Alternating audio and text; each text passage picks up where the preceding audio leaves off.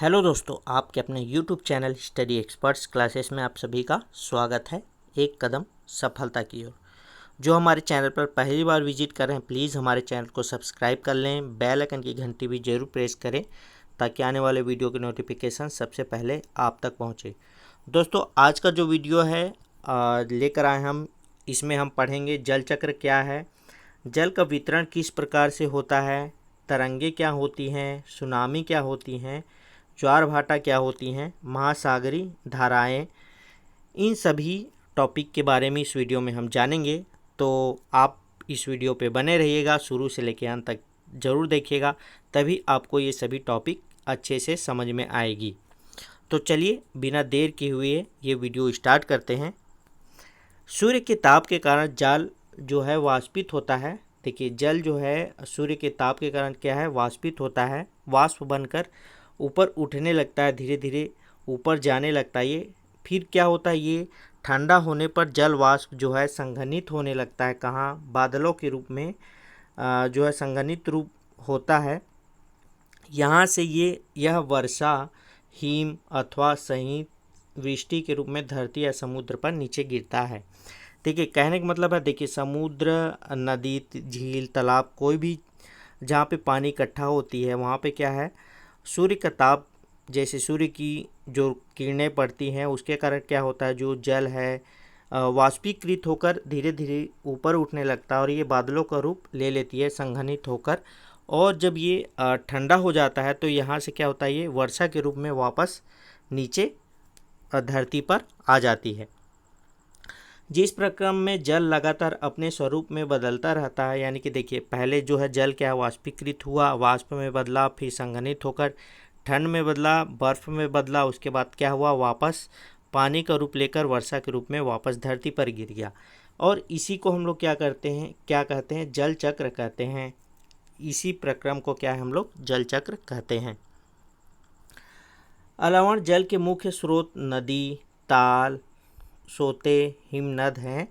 महासागरों एवं समुद्रों का जल लवणीय होता है। इसमें अधिकांश नमक सोडियम क्लोराइड या खाने में उपयोग किया जाने वाला नमक होता है।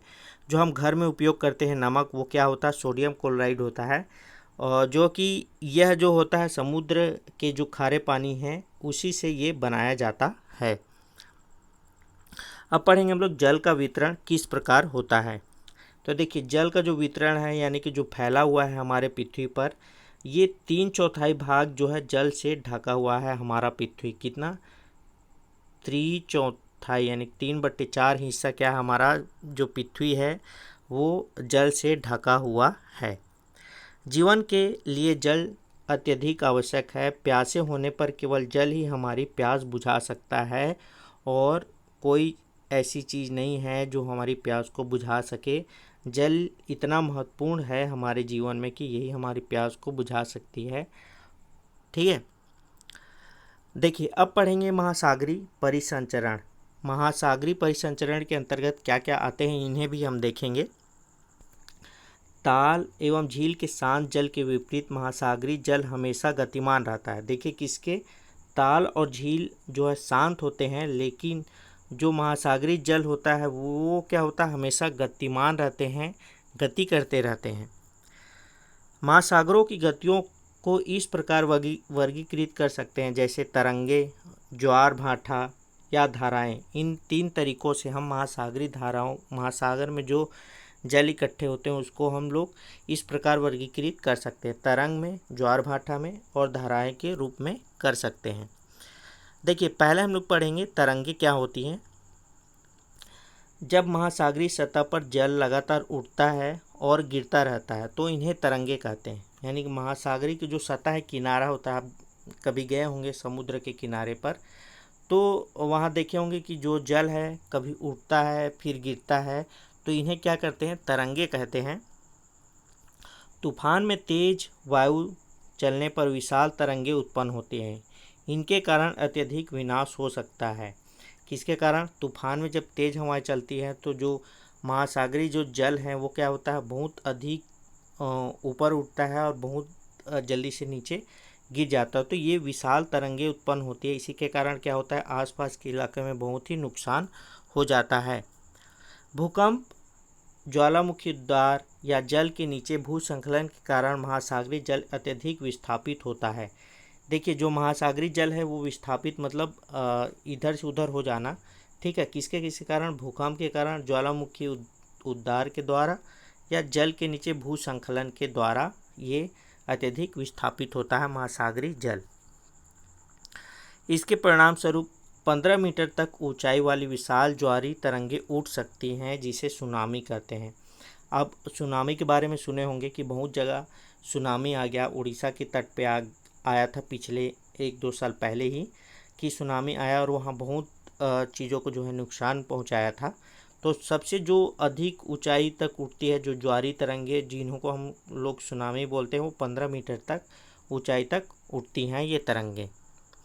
फिर आता है अब तक का सबसे विशाल सुनामी जो है 150 मीटर मापा गया था, ठीक है। ये तरंगे 700 किलोमीटर प्रति घंटे से अधिक की गति से चलती है और 2004 के सुनामी से भारत के तटीय क्षेत्रों में अत्यधिक विनाश हुआ था। सुनामी के बाद अंडमान और निकोबार द्वीप समूह में इंदिरा पॉइंट भी डूब गया था। किसके कारण? सुनामी के कारण ही जो है अंडमान और निकोबार द्वीप समूह में जो स्थित है हमारा इंदिरा पॉइंट, वो क्या किया था, क्या हो गया था? डूब गया था। कब की बात है ये? 2004 की बात है, ठीक है। फिर पढ़ेंगे हम लोग ज्वार भाटा के बारे में। ज्वार भाटा क्या होता है? दिन में 2 बार नियम से महासागरीय जल का उठना एवं गिरना क्या कहलाता है? ज्वार भाटा कहलाता है। देखिए, तरंगे की बात हुई थी, ये ऊंचाई पर उठती है और गिरती है, लेकिन यहाँ पर क्या हो गया? 2 बार नियम के साथ जल का उठना और गिरना ही क्या कहलाता है? ज्वार भाटा कहलाता है।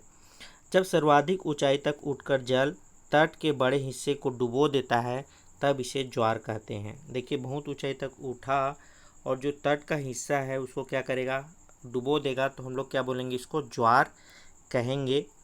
लेकिन जब क्या है, जब जल अपने निम्न स्तर तक आ जाता है एवं तट से पीछे चला जाता है तो इसे हम लोग भाटा कहते हैं और इन दोनों को ही मिलाकर क्या करते हैं? ज्वार भाटा बोलते हैं। यानी जल का उठना और गिरना ही क्या कहलाता है? ज्वार भाटा कहलाता है।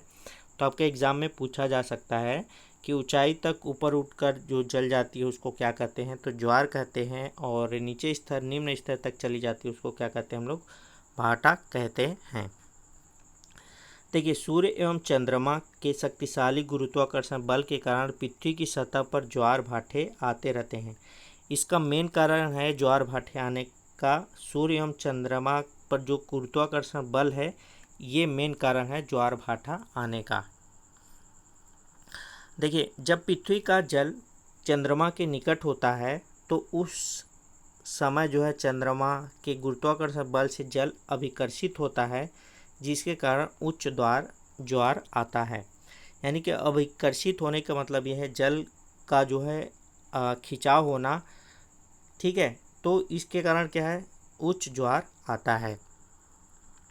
देखिए, पूर्णिमा एवं अमावस्या के दिन, पूर्णिमा और अमावस्या के दिनों में सूर्य, चंद्रमा एवं पृथ्वी तीनों एक सीध में होते हैं। देखिए, इस डायग्राम में देखिए क्या है? सूर्य, चंद्रमा और पृथ्वी क्या है? पूरे एक सीध में हैं। तो और इस समय सबसे ऊंचे ज्वार उठते हैं। इस ज्वार को हम लोग बृहद ज्वार कहते हैं। इसी समय क्या होता है? अगर तीनों एक सीध में हो तो बहुत जो ज्वार होता है उसको क्या बोलते हैं? बृहद ज्वार कहते हैं, ठीक है। सूर्य, चंद्रमा और पृथ्वी का सीधा एक ही सीध पे होना, या तो सूर्य के बाद चंद्रमा हो या पृथ्वी हो, या सूर्य के बाद पृथ्वी हो या फिर चंद्रमा हो, ये तीनों एक सीध में ही हो, तब क्या होता है? वृत्त ज्वार आता है। इसके विपरीत है अगर जो है निम्न ज्वार भाटा।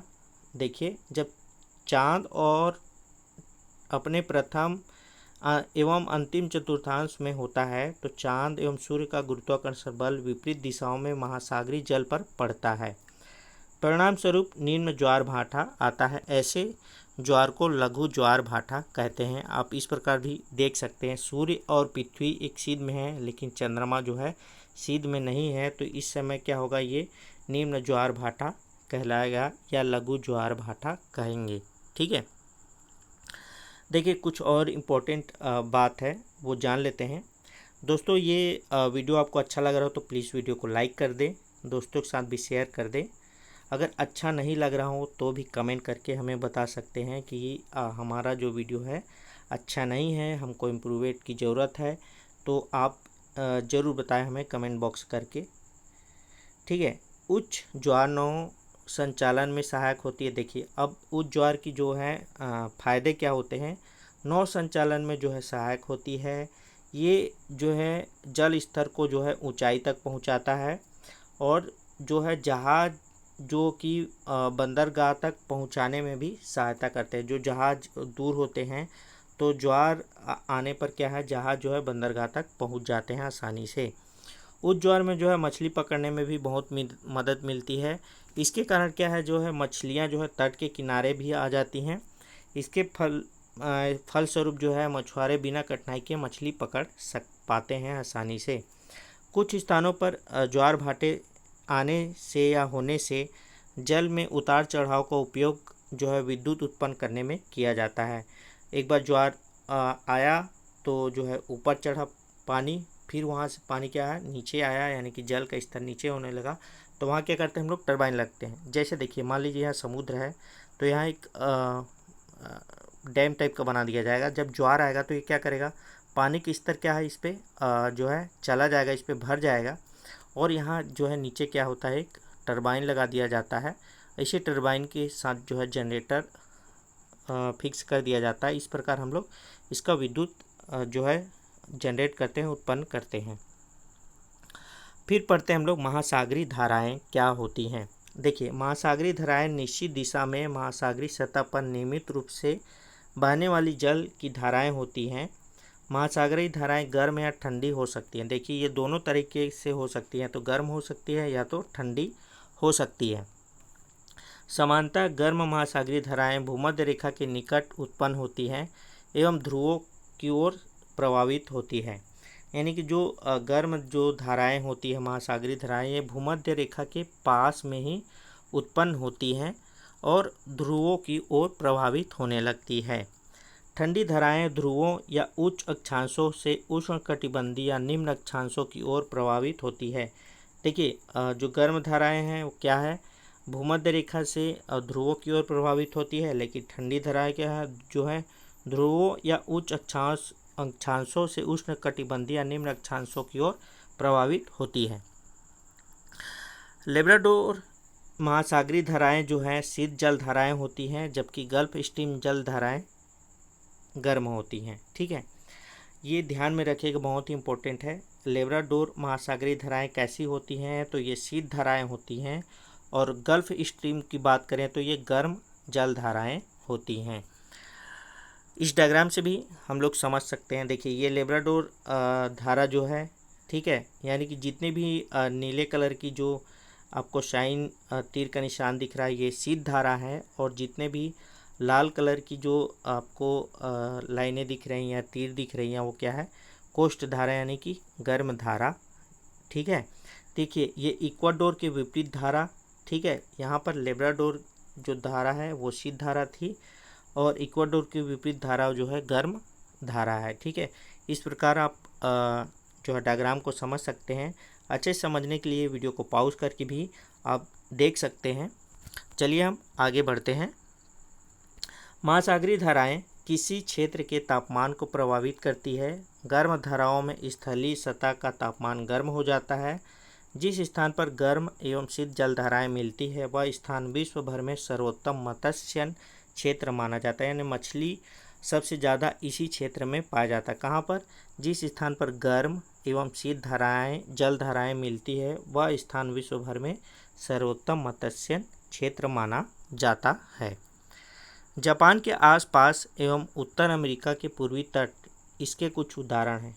कौन कौन सा, जापान के आसपास और उत्तर अमेरिका के पूर्वी तट, जहां गर्म एवं ठंडी जलधाराएं मिलती है वहां कोहरे वाला मौसम बनता है। इसके फलस्वरूप नौ संचालन में बाधा उत्पन्न होती है। हाँ सीधी सी बात है, अगर कोहरा होगा तो हमको सामने दिखाई नहीं देगा और क्या है, नौ संचालन में बाधा उत्पन्न होगी। ठीक है, तो दोस्तों आज के लिए बस इतना ही। अगर ये वीडियो आपको अच्छा लगा तो वीडियो को लाइक ज़रूर करें, शेयर करें अपने दोस्तों के साथ। कमेंट बॉक्स में ज़रूर कमेंट करें दोस्तों। और हमारे चैनल को अभी तक सब्सक्राइब नहीं किए हैं तो प्लीज़ प्लीज़ प्लीज़ हमारे चैनल को सब्सक्राइब करना ना भूलें। धन्यवाद।